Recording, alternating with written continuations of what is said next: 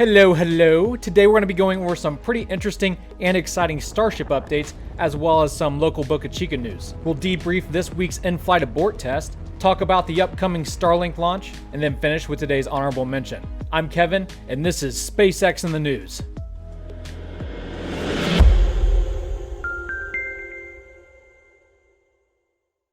As we all know, a couple weeks ago, Elon went to Boca Chica to help out with bulkhead production as SpaceX gears up for Starship's SN1 development. Well, it turns out these trips are becoming routine for Musk because he was there again just a couple days ago, snapping shots of their current efforts to advance their bulkhead designs. Elon tweeted out a photo of one of their two new bulkheads that was built in, quote, improved accommodations, aka inside a giant tent rather than their usual environment of open fields. This new change in tactics comes after the Mark 1 prototype exploded during a pressure test a couple months back, and besides new welding techniques that have been implemented since, building these Starship parts in areas where flying dirt particles are limited will make them stronger. And that's something that is obviously extremely important. If rocket tanks buckle under pressure, so to speak, then they won't be leaving the launch pad in one piece. On January 10th, SpaceX deliberately popped a smaller test tank by overfilling it with water. It made it to 7.1 bar before succumbing to the pressure, which meant that the new construction strategy was enough for now to satisfy unmanned orbital flights, but is still at least 1.6 bars short for safe manned spaceflight in the future. SpaceX will once again be pressure testing these new tanks they are currently building. Local road closures have been scheduled, however, nothing has come to pass yet, but they have moved the tip of a nose cone down to the launch site for testing. Within that nose piece is one of those header tanks we mentioned last week, and last night it appeared as though SpaceX was going to attempt to fill it, but a pipe burst at the site instead. You know they build those tanks strong when the pipes burst before the tank does. So maybe tonight or tomorrow night we'll see some action. Keep an eye on LabPadre's or SouthPadre's live stream for that. It should also be noted that SpaceX is well into the construction of a new vehicle assembly building. And I also have some news involving the local community down there in Boca Chica, Texas. As stated in an earlier episode on this channel, SpaceX has given local residents, which consists of now only a handful of houses, until the end of March to move out of the area. One resident, essentially located along Highway 4, vacated over the holidays, while good friends of mine, the Pointers, are currently struggling with the final negotiations and preparations to leave their home behind. A few remaining residents in the village, also located just down the road from SpaceX's launch pad, are holding out and don't appear to have any intention to leave, at least not by the end of March. SpaceX has said in the past that they may be willing to allow them to stay, but would be subject to mandatory removal during launches and tests. However, a new situation may be developing. Rumors are starting to get around that SpaceX may not be willing to accommodate these residents anymore, or may only be willing to do it for a brief period of time, eventually using any legal means necessary to remove them. Which again, none of this is confirmed, but it would make total sense to me. I just can't bring myself to believe that SpaceX would put up with the cost and logistics of relocating just a handful of people 30 minutes down the road whenever they want to perform a hazardous activity. The county has proven time and time again that they are willing to do whatever necessary to make SpaceX comfortable. So in my opinion, these locals don't stand a chance. And I know that doesn't mean much coming from me, but that's also the thoughts of my strongly opinionated lawyer, who is also my wife. As many of you already know, because of their location, the Pointers and LabPadre are a special means by which the SpaceX community gets to keep an eye on Starship development 24/7. So unfortunately, that advantage looks like it may be coming to an end in a couple of months. SpaceX does seem to be considering the possibility of leaving those cameras in place after the Pointers vacate, but due to certain federal laws that are in place, even SpaceX's hands may be tied and those cameras may be lost. But I do have some good news. As an insurance policy, LabPadre has taken the initiative to set up a new viewing location for the online community. It will require some work on their part, like reinstalling camera equipment and solar panels, but a small plot of land has been set aside for Lab to stream from. This new site is closer to the launch pad, but further from the Starship construction yard. So let's go ahead and show LabPadre some support for all they've done for us. The donations you make to their channel will help them with their new setup. Help them, help you. Alright, let's move on and debrief the recent Crew Dragon in-flight abort test. On Sunday morning, SpaceX launched a stripped-out version of the Falcon 9 rocket with a stripped-out version of a Crew Dragon capsule on top. Once the vehicle passed max Q, the capsule lit its Super Draco thrusters and pulled away from the booster at only 3.5 Gs, which, in the words of Jim Bridenstine, was very impressive. And it really is. That's a smooth ride as far as rocket standards go. For a few seconds after separation, it looked as if the booster and second stage might actually hold it together, but alas, after the strain that you can see here being implemented onto the inner stage, the first stage finally yielded to the extreme forces and exploded.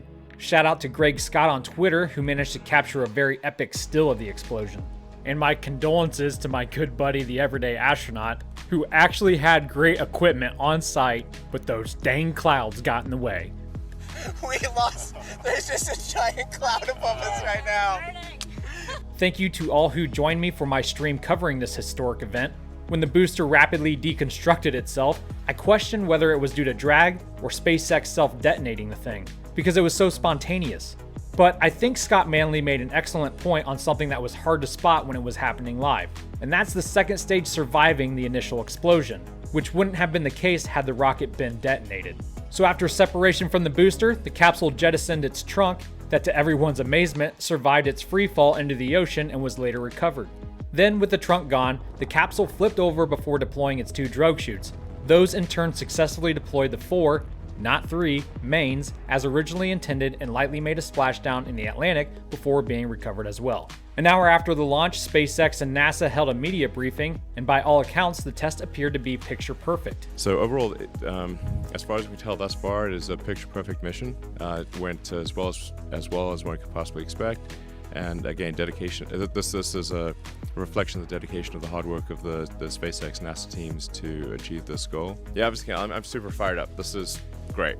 However, data recovered from the capsule still needs to be fully evaluated, and even if the test went perfectly, it doesn't look like we'll see Demo 2 take off with Bob and Doug on board until spring. We're highly confident the hardware will be ready in Q1, most likely end of February, but no later than March. And that we think it appears probable that the first crewed launch would occur in the second quarter. Something also interesting was mentioned by Elon during this conference, that SpaceX may, in the future, attempt to catch Dragon in a net like a fairing. SpaceX at one time did successfully catch 2 fairings in a row, but has since missed a couple of times. Whether or not they get the technique down before Starship becomes human-rated will ultimately determine if SpaceX ever gets a chance to catch a Dragon. And like Crew Dragon, Starlink 3 was scheduled to launch this week out of Cape Canaveral, Florida, but was pushed to next week due to shoddy weather in the recovery area. Since SpaceX is their own customer for these missions, they aren't hard-pressed to launch on a specific date, and instead have the luxury to wait for decent windows to open so they can catch their boosters and reuse them. The booster for this mission was successfully static fired on Monday. This will be the last launch in January, and at this time there are 2 Starlink missions scheduled for February. Oh, and SpaceX won its first launch contract of the year. Nilesat, an Egyptian satellite communications provider, chose SpaceX to launch Nilesat 301 in 2022. Okay, before we get into today's honorable mention, I just want to quickly talk to you about our sponsor for this video, Skillshare. Skillshare is an online learning community that offers membership with meaning. With so much to explore, real projects to create, and the support of fellow creatives, Skillshare empowers you to accomplish real growth by offering classes designed for real life so you can move your creative journey forward without putting life on hold.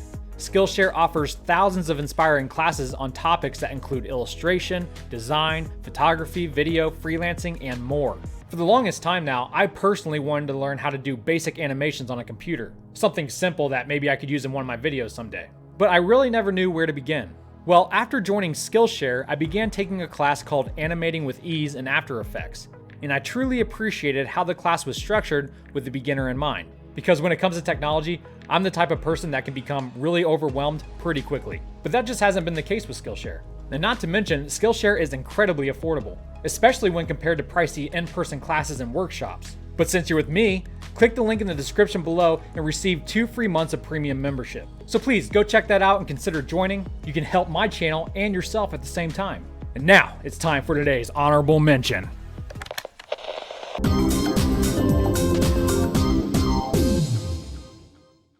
Many moons ago, I implored you guys to head on over to the LEGO Ideas website and vote for a LEGO space station idea that was in the running to be made in an official set. Well, that set has since won the competition with the most votes, and this week was teased, then announced by LEGO on Twitter.